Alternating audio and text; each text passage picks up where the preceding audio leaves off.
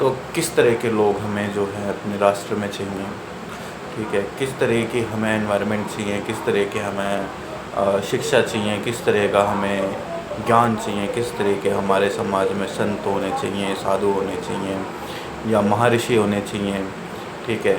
ऋषि, महर्षि, इनकी एक अलग अलग लेवल है, जैसे हमारे अंदर मास्टर, हेड मास्टर, फिर प्रिंसिपल वगैरह जो भी होते हैं, ठीक है। ये सब इस तरह से ही है, हमसे सीख करके इन्हें इंग्लिश में बना दिया गया है, लेकिन वास्तव में हमें इन सब चीज़ों को नहीं समझ पाते हैं। हाँ, अब आए मुद्दे की बात पे, तो संस्थान जो हैं आज की डेट में, ठीक है, मंदिरों से भी ज़्यादा पैसा संस्थानों में है, ये बात सभी को पता है, ठीक है। बट अब समझ में इस चीज़ को आप समझो, इस चीज़ को आप समझो कैसे कि जो हमारी भविष्य मालिका है, ठीक है, भविष्य मालिका में उसमें साफ लिखा हुआ है कि साफ लिखा हुआ है कि जब वो अंत समय आएगा, जब वो समय चलेगा, तो जो है कि ये संत महापुरुष जितने हैं ना हमारे, ये तत्वों में स्थित हो जाएंगे, ठीक है। फिर वो शरीर से काम नहीं करेंगे, वो तत्वों से काम करेंगे, हैं। और उनको फिर ज़रूरत नहीं है इस धन की, संपत्ति की, आश्रम की, या किसी कुटिया की, या शरीर की, कोई ज़रूरत नहीं है उन्हें, अभी भी कोई ज़रूरत नहीं है। अगर वो जो संत इस उनकी स्थिति ये है, जो अभी भी समाधियाँ लगाते हैं, ठीक है, उन्होंने इस क्रिया को अपने इसको सिद्ध करके रखा है, ठीक है। इस चीज़ को, इस क्रिया को सीख रहे हैं, सीख लिया है, जान लिया है अच्छी तरह से, वो परफेक्ट हो चुके हैं, ठीक है। तो वो भी अपने शिष्य को, जो, क्योंकि वो परफेक्ट हो चुके हैं, तो उन्हें सामने वाले का पता है कि कौन कर पाएगा, कौन नहीं कर पाएगा। अगर वो वास्तव में सबको वैसा बनाना चाहते हैं, ठीक है, तो गुरु का काम वही होता है, वो अंदर से शिष्य को प्रेरित करता है, उसको ऐसे उसके अंदर उसकी गुरु की कृपा से भाव आते हैं, विचार आते हैं, वही समझाता है, ठीक है। तो मेरी प्रार्थना है उन सभी गुरुओं से, यहाँ तक कि मैं अपने गुरु से भी यही प्रार्थना करता हूँ कि मुझे भी ऐसा बनाएं, ऐसा समझाएं कि मैं भी इस अवस्था को प्राप्त कर सकूं, ठीक है। क्योंकि ना मेरे पास धन है, ना शक्ति है, और ना मेरे पास ऐसा कुछ है जिससे मैं देश का कल्याण कर सकूं, ठीक है। बट जो है आपके पास है, आपके दिए हुए ज्ञान से ही मैं सभी को सत्मार्ग दिखा सकता हूँ, ठीक है। सभी को मैं सही रास्ते पे ला सकता हूँ, जो आपने सोचा, जो मेरे गुरु ने सोचा, ठीक है। विश्व शांति का एक लक्ष्य जो मेरे गुरु ने रखा है, तो मैं भी चाहता हूँ कि मैं पूर्ण समर्पण से इस मार्ग पे चलूँ। तो अपने गुरु से इस चीज़ की प्रार्थना हमेशा रखनी चाहिए कि आप जो है गुरु के मार्ग पे पूरी ईमानदारी से चलें, ठीक है। जब आप पूरी ईमानदारी से चलोगे तो सच में ये जो समर्पण होगा, इससे गुरु बहुत ही प्रभावित होता है, बहुत ही प्रभावित। उसको यही चीज़ें बहुत पसंद आती है कि ये जो है मेरे इस कार्य को, मेरे इस जिम्मेदारी को ये पूरा कर रहा है, इसमें सपोर्ट कर रहा है, ठीक है। तो मैं तो सिर्फ इसी तरह से कर सकता हूँ, जो भी मेरी ध्यान साधना की जो शक्तियाँ हैं, ऊर्जाएँ जो मेरे पास है, मैं उसको अपने गुरु को समर्पित करता हूँ, वो उन्हीं की वजह से है। तो मैं साफ यही बात बोलता हूँ कि मेरी जो ये शक्तियाँ जो मेरे पास हैं, मेरी जो ऊर्जाएँ हैं, इनको आप यूज़ करो, ठीक है। क्योंकि मुझे नहीं ज्ञान है, मुझे यही नहीं पता है कि इनका करना क्या है, ठीक है। मैं जब इसको यूज़ करना शुरू करूँगा, मैं तो अच्छी तरह से जानता हूँ कि जिस दिन गुरु ने मेरे को ये बोल दिया कि ले तू भी अब तू चला अपने हिसाब से कर, तो मेरे को अच्छे से पता है सही करने जाऊँगा गलत हो जाएगा, क्योंकि मुझे किसी बात का ज्ञान ही नहीं है इस चीज़ का, कि देने वाला वो, समझाने वाला वो, कराने वाला वो, ठीक है। तो ये तो बात है ही है कि मैं जहाँ अपनी बुद्धि लगाना शुरू करूँगा वहाँ पे नाश ही होना है। तो इसीलिए उस सर्वबुद्धिमान की बुद्धि चलने दो, ठीक है। ये चीज़ें तो बड़ी समझने की, बड़ी ही जानने की चीज़ें हैं। और जब संत महापुरुष सारे तत्वों में स्थित हो जाएंगे तो फिर वो तत्व से ही काम करेंगे, ठीक है, तत्व से ही जन सेवा करेंगे, हैं। और जो बचे कुचे शिष्य हैं, नीचे जो हम शिष्य बच जाएंगे मेरे जैसे, और भी जो भक्त शिष्य हैं जो अपने गुरु को मानते हैं, अपने गुरु पे प्राण देने को तैयार रहते हैं, ऐसे शिष्य जो हैं, ठीक है, तो वो शिष्य क्या करेंगे? ठीक है, जिनको धन से मतलब नहीं है वो तो अपना ध्यान लीन रहेंगे, हैं। आश्रम लूट जाए तो लूट जाए, कोई मतलब नहीं, हमें तो गुरु से मतलब था, गुरु को धन से मतलब नहीं था, ठीक है, उसको शिष्य से मतलब था, शिष्य के दिए प्रेम से मतलब था। तो उस शिष्य को भी गुरु से मतलब था, गुरु के दिए प्रेम से मतलब था, गुरु ने हमारे लिए क्या किया इससे मतलब है, ठीक है। और जो बचे कुछ हैं, जो उनकी अवस्था अभी कहीं कुछ है ही नहीं, ठीक है, तो मेरे यही प्रार्थना है कि भैया करो यार, भक्ति करो, गुरु से इतना दिव्य सानिध्य हर किसी को नहीं मिलता, ऐसे ही मानव शरीर को इतना दुर्लभ नहीं कहा जाता, ठीक है। धन अर्जित करने में ही धन अर्जित करने में ही मोक्ष का मार्ग तुम छोड़े बैठे हो, ठीक है, मोह माया में लिप्त हो गए हैं। तो भाई मोह माया में ऐसी बात नहीं है, गृहस्थी में भी हूँ, ठीक है, परिवार मेरा भी है, बच्चे भी है मेरे, ठीक है, मोह माया मुझे नहीं है, मुझे भी मोह माया है। लेकिन आप पूरे चैतन्य अवस्था में हो, आपको ये पता है कि आप भ्रमित हो रहे हो, हैं, तो आप तुरंत ही अपने गुरु से प्रार्थना करो कि प्रभु क्या हो रहा है, मेरी कहाँ कमी आ रही है, प्लीज़ कृपा करो, प्लीज़ इसको ठीक करो, ठीक है। तो इस चीज़ को आप हमेशा एनालाइज करते रहो, ये साधकों के लिए है, आप इस चीज़ को एनालाइज करते रहो, ठीक है। तो धीरे धीरे करके आपकी भक्ति खुद ही प्रबल होती चली जाएगी, ठीक है, आपका चित्त धीरे धीरे जो है शांत होना शुरू कर देगा। जब चित्त और बुद्धि शांत होनी शुरू हो जाएगी तो मन अपने आप ही बैठ जाएगा, मन को कभी बैठाने की ज़रूरत नहीं है, कभी उसको पकड़ने की ज़रूरत नहीं, उसे भागने दो, ठीक है। लेकिन मन को भी अपनी लिमिट पता है कि मैं कहाँ तक भाग सकता हूँ, ठीक है, क्योंकि मेरा काम सिर्फ भागने का है। जैसे एक गाइड होता है ना, हम कहीं टेंपल में गए तो गाइड क्या करता है, ये देखो ये ऐसा है, वो देखो वो कैसा है, ये बताया वो बताया, जिसको सुनना है सुन रहा है, जिसको फोटोग्राफी करनी है वो फोटोग्राफी कर रहा है, ठीक है। लेकिन मन को भी ये पता है कि यहाँ पे चित्त भी है, यहाँ पे बुद्धि भी है, ठीक है, फिर अगले का विवेक भी है, फिर वो भी सोच रहा है, हर तरह से देख रहा है, समझ रहा है मैं कहाँ कहाँ भाग रहा हूँ, ठीक है। अब मैं जब वो देख लेगा कोई सुन ही नहीं रहा है तो वो अपने आप ही चुप बैठ जाता है, ठीक है, आप लोग फोकस ही नहीं कर रहे, तो गाइड का कहना ये होता है, तो यही मन का कहना होता है, भाई तू फोकस ही नहीं कर रहा तो मैं क्या भागूँ, ठीक है, मैं भी वही करना शुरू कर देता हूँ। तो धीरे धीरे 10 मिनट वो करेगा, फिर उसके बाद में जब देखता है कि अरे मुझे अपनी ड्यूटी करनी है, मन भी बोलता है मुझे अपनी ड्यूटी करनी है, ठीक है, तो वो फिर भागना शुरू कर देगा, फिर उसके बाद से वही चलना शुरू हो जाता है। कि यही चीज़ें जो हैं अनुभव के तौर पे एक साधक दूसरे साधक से शेयर करता है, ठीक है।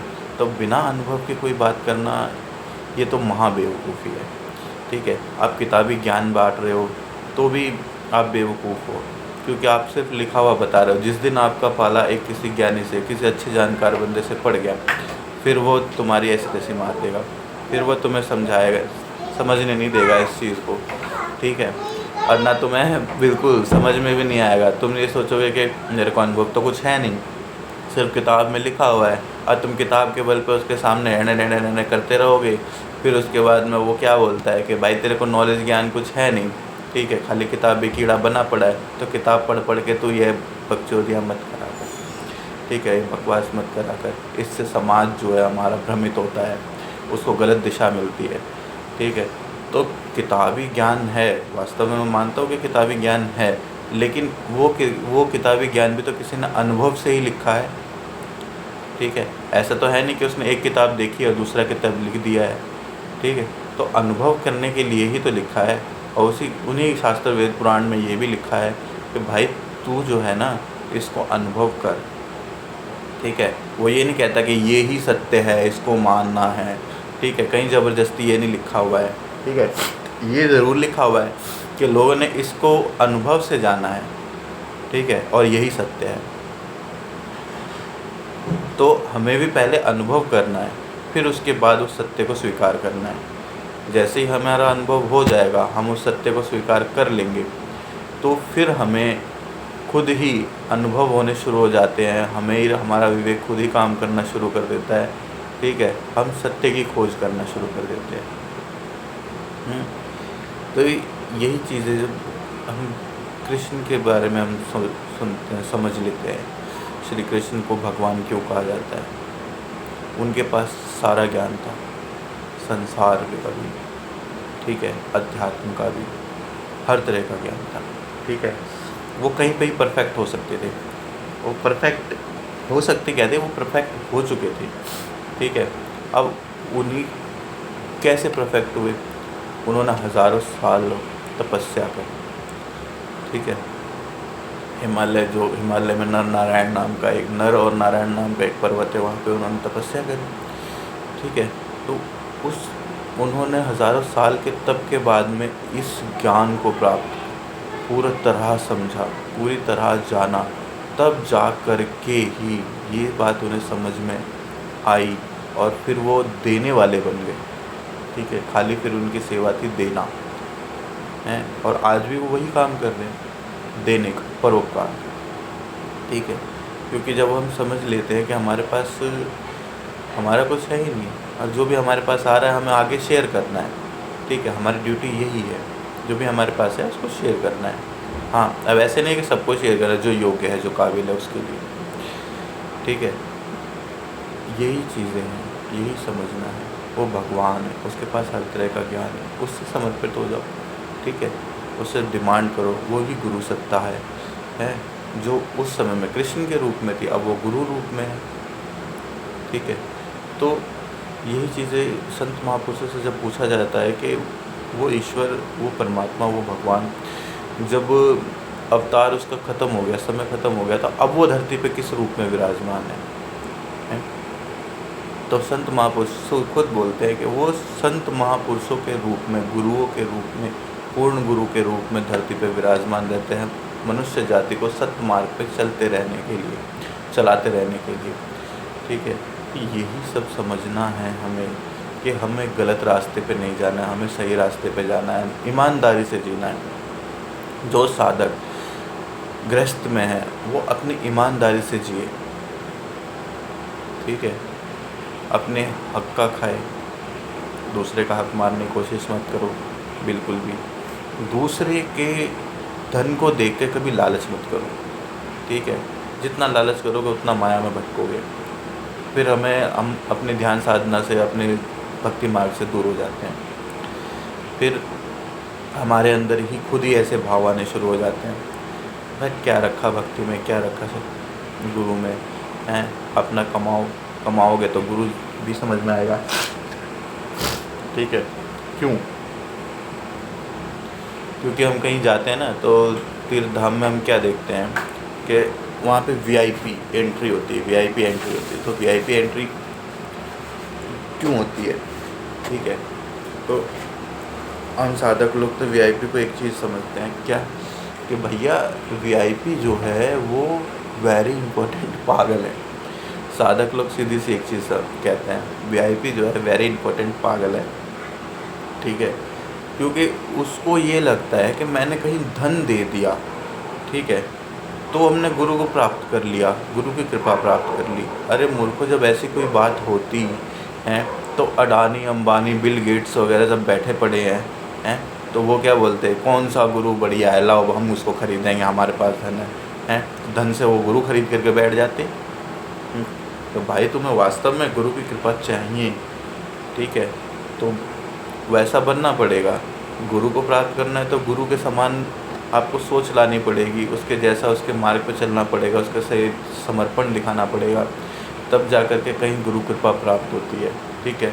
और गुरु जब दीक्षा देता है तो गुरु सिर्फ एक बात, आज के टाइम में जैसे दीक्षा मुझे मिली थी, मैं अपनी बात, मेरा अपना अनुभव बताता हूँ कि मुझे जब दीक्षा मिली थी तो मुझे सिर्फ गुरु ने ये चीज़ें फाइनल कर दी थी कि हाँ, मेरे अंदर सामर्थ्य है, ठीक है, मैं सामर्थ्यवान हूँ कि मैं तुझे वहाँ तक पहुँचा सकता हूँ, तेरा जो लक्ष्य है वो तुझे प्राप्त करवा सकता हूँ, ठीक है। लेकिन अब मैंने तो अपने आप को तेरे को प्रूफ कर दिया, अब तेरी बारी है, तू मुझे प्रूफ कर कि तू उस लायक है, तू चलेगा, ठीक है।